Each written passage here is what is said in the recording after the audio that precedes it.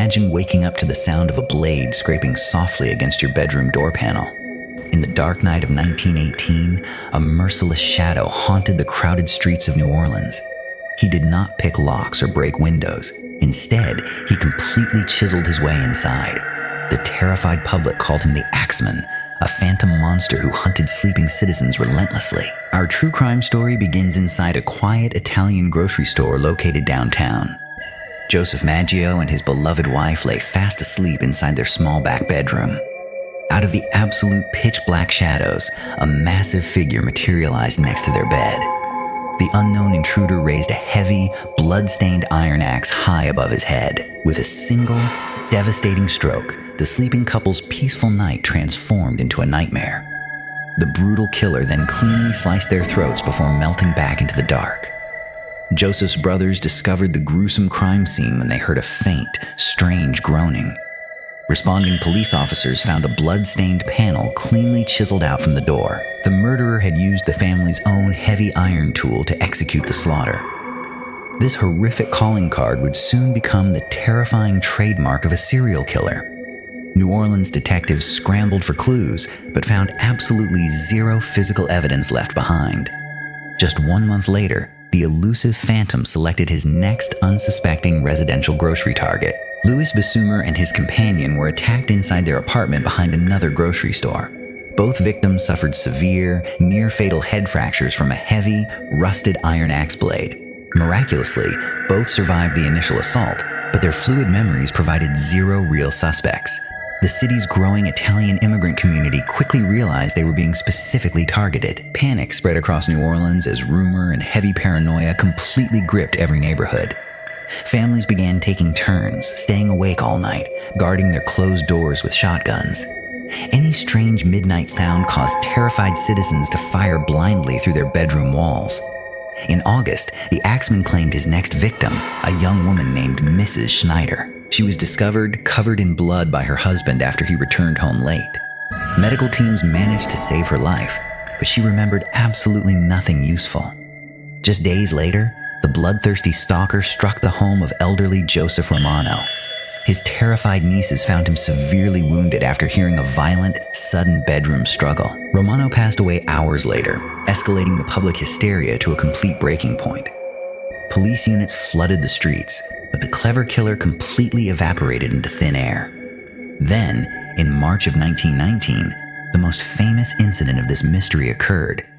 Local newspapers received a chilling, bizarre letter allegedly penned by the Axeman himself. The author claimed to be a literal demon from hell, fond of jazz music. He issued a terrifying ultimatum that completely paralyzed the entire city of New Orleans.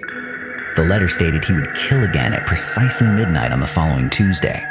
However, he promised to spare any home where a loud jazz band was playing. On that historic night, every single home and dance hall blasted loud jazz music.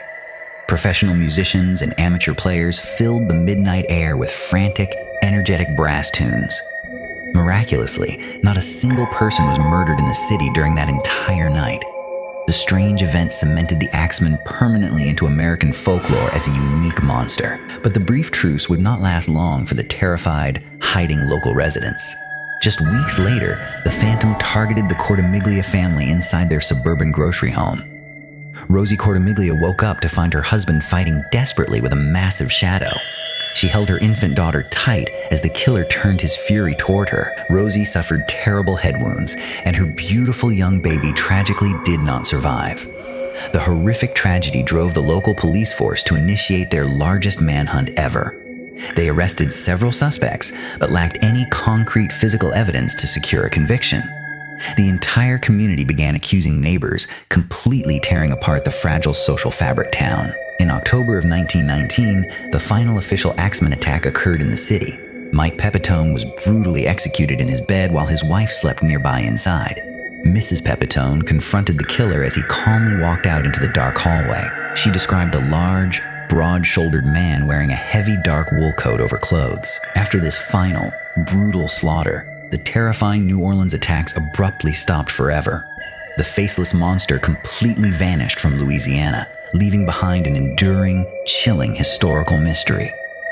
To understand this cold case, we must analyze the unique cultural landscape of 1918.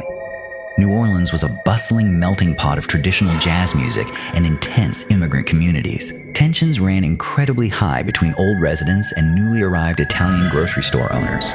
Some historians believe the killings were motivated by deep ethnic hatred and local rivalries. The systematic targeting of grocery shops suggests a highly specific, deliberate selection process pattern.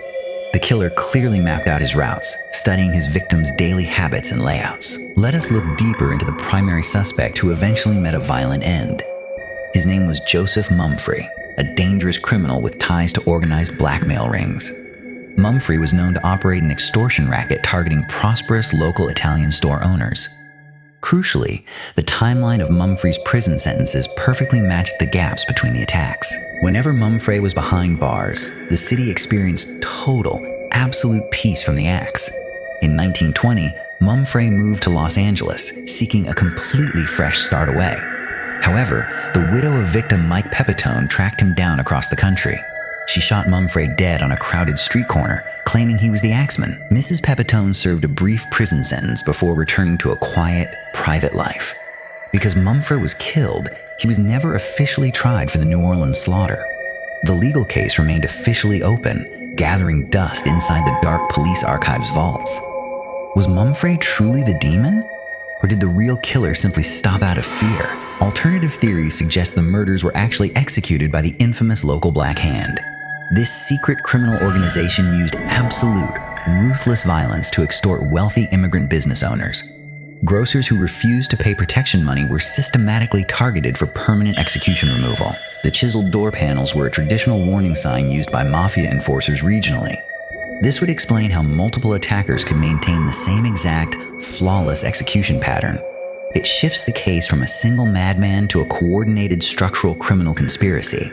Yet, the police department fiercely resisted any official acknowledgement of organized crime presence. They preferred to blame rogue individuals rather than admit a powerful shadow network existed.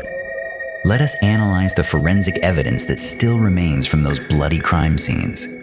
Investigators preserved several iron axes recovered from the various residential grocery store backyards. The tools were completely wiped clean of any identifying fingerprints or visible biological material. The killer wore heavy leather gloves, ensuring his identity stayed completely hidden from detectives. Modern cold case units have attempted to run advanced fingerprint scans on the wood. Sadly, a century of handled storage has severely degraded the integrity of the evidence. The final truth remains securely locked away inside the icy past of American history. True crime communities still debate every clue, mapping out the suspect profiles daily online. They dissect the famous jazz letter, searching for coded messages hidden within the text. Some graphologists believe the writing style indicates a highly educated, wealthy local individual composer. The choice of words suggests a theatrical personality who deeply relished public absolute adoration. He treated his horrific executions like a grand musical performance for the entire town. The old grocery buildings have mostly been demolished, completely erased from the modern city. Today, modern structures stand over the soil where the historical slaughter took place inside. But the cold, lingering atmosphere of absolute dread still hangs heavily over those locations. Ghost tours walk the dark French Quarter streets, sharing the legend of the Axeman. Let us examine the psychological effect of the jazz letter on the local population. It was a masterful act of domestic terrorism that completely hijacked the city's media. By dictating what music people played, the killer took total control of their lives. Every brass melody played that night was a desperate plea for survival and safety. The event shows how easily a clever predator can manipulate public terror for entertainment.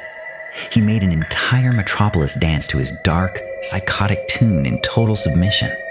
The files remain officially open, an enduring mystery that continues to capture global minds. A generation of police detectives retired without ever identifying the true face of the demon. He became a permanent shadow haunting the rich, complex cultural history of New Orleans. Did he die an old man, taking his bloody secrets to a quiet grave? Or did he move his precise, predatory habits to another unsuspecting American border city? The answer remains locked deep inside the damp, foggy streets of the French Quarter. Let us reflect on the innocent lives lost during that year of absolute terror. Their tragic stories serve as a warning about the fragility of community peace structures. A faceless monster tore through a city, escaping completely free from any legal consequence. The perfect crime requires a permanent escape, and the Axeman achieved exactly that outcome. The modern true crime community will continue searching for the final, missing puzzle pieces. Advanced technology may one day unlock the secrets hidden on those old iron axes. Until then, the legend of the jazz-loving serial killer will continue to fascinate viewers. It remains a chilling reminder that real monsters do not hide underneath your bed. They walk among us in plain sight, waiting for the perfect midnight opportunity. The heavy wooden doors are closed forever on the definitive truth of this case. The files are cold, but the memory continues to breathe inside the dark night. What do you believe happened out on those dark streets? Leave a comment below.